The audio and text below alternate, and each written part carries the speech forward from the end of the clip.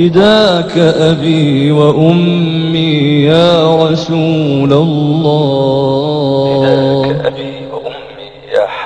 فداك أبي وأمي يا حبيب الله. لله رب العالمين، والعاقبة للمتقين، ولا عدوان إلا على الظالمين. وصلى اللهم على سيدنا محمد النبي الأمي وعلى آله وصحبه وسلم، وبعد، فالسلام الله عليكم ورحمته وبركاته. إخوتي في العقيدة، waxaan jeclaystay inaan mawduuca wax ka idhaahdo.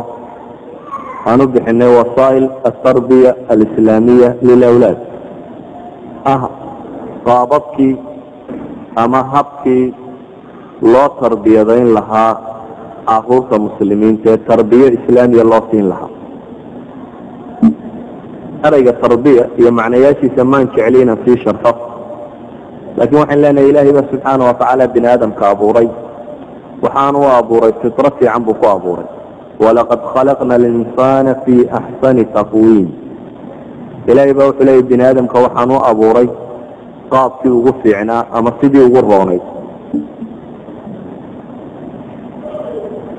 tarbiyada marka aynu u baahanay maxay tahay haddii ilaahayba qaabkii fiicnaa wax u abuuray? waxay tahay caalamkan aynu ku nool nahay dhibaatooyin tiro badan baa ka jira oo qofka ka weeciya wadadiisa toosan ee ilaahay uu ku abuuray. sida ninka beeralayda ahi, ininta ilaahay baa ku abuuray beerta inay baxdo, laakiin haddana waxay u baahan tahay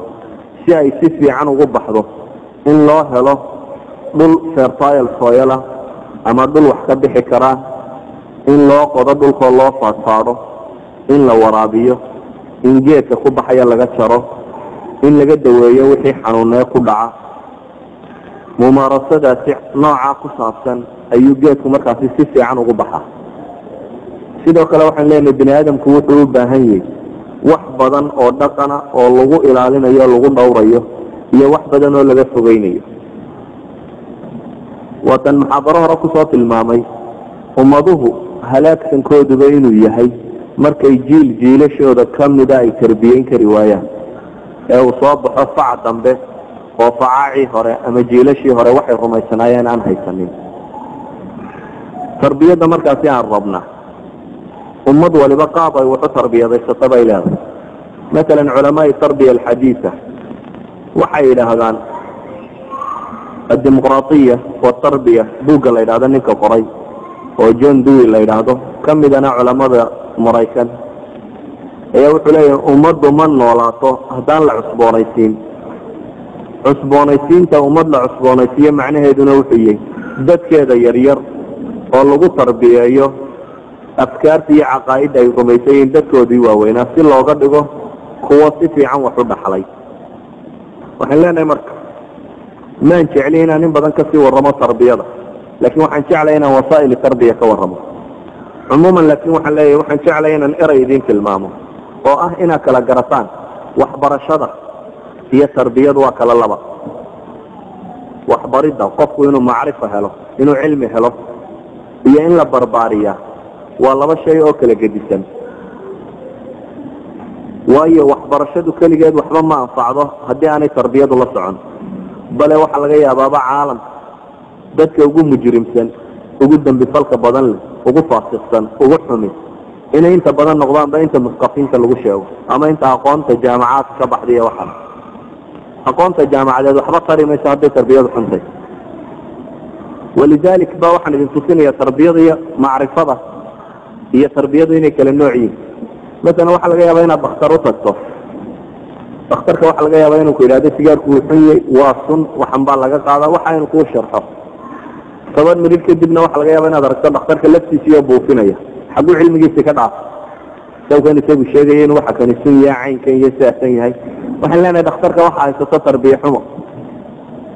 waxaan loo kobcinin qaab uu waxa kan isaga daayo. waxa uu garanaya inay xun yihiin, laakiin sidii isaga dayn lahaa baan loo kobcinin. idan tarbiyadu way ka gedisantahay cilmiga. ilmuhu iskuulka loo diro cilmi soo barta oo keliya maaha. waxaan kaloo leenahay bini aadamka tarbiyadiisu waa wax waqti badan u baahan. noolaha kale in yar baa la kobciya tusaale jira hadii gooraan dadka soo qabto mesela waxa laga yaabaa bisada cimrigeedu inuu 5 sano meelaha noqdo 5 sanadood waa imisa bilood faastamistooli waa 60 bilood baa laga yaabaa cimrigeedu inuu 60 ka bilood bisada intee la koriya waxa laga yaabaa hooyadeed inay ka wada maxay bil marka la kobciyo marka dambeeyna suuqeeda gasho ugu badnaan 2 bilood dheh haddaynu idhaahno bil baa la kobcinayaana waa 1/60 cimrigeeda marka 60 meelood loo qaybiyo meel ka mid ah baa la barbaariyay haddaynu idhaahno 2 bilood baa la kobcinayaana waxa weeyaan cimrigeedii marka 30 meelood loo qaybiyo ayaa meel la kobcinaya 29 meelood kale iyada ismaamulaysa laakiin bini'aadamku ma la mid yahay bini'aadamku waxa laga yaabaa cimrigiisu inuu 60 sano yahay 60 sano waxa laga yaabaa in 20 la korinayo ama 15 la korinayo macnaheedu waa maxay cimrigiisii marka 4 meelood loo qaybiyo ayaa meel la wada waqti ka ballaadan marka waqtiga noolaha kale uu baahan yahay dhan ayuu u baahan yahay insaanka kobcitaankiisa waxaan leenahay barbaarintuna waa shayga waalidku uu ku xaq mutay inuu helo in loo naxariisto quraanka ilaahay wuxuu ina baraya inaynu waalidkeenu samafalno maxaa loogu samafalaya waalidkeenu إلهي وحلي واحد هذا وقل رب ارحمهما كما ربياني صغيرا إلهي يقولنا حريص إلا بدأ إذا والد إلا ذا يقول ربين إلهي والد كون حريص وحنا ذو أبا المرين سوام حي كما ربياني صغيرا سيدا يسو تربيين مكان يرى ما هسيدا يحيسو عنسيين وسيدا يسو تربيين ثم لذا وحلقا يا بوحي انت بدأ كفكرتين إلهي عنبه ilmihiisa qofka Soomaaliga wuxuu ka fakaraa inaanu gaajoon meel aanu ku gaajoonin inuu geeyo laakiin aanu eegin dhaqanku sameeynaya wuxuu iyo waxa uu ku dhaqmayo toona arrinta muhiimkiina ma aha wax uu cuno qofka bini'aadamku wax uu cuno waayo ma intuu nool yahay laakiin waxa muhiimkii wuxuu yahay in la helo qofku qaabkii uu u dhaqmi lahaa in loo kobciyo waalidku inuu mas'uuliyad qaado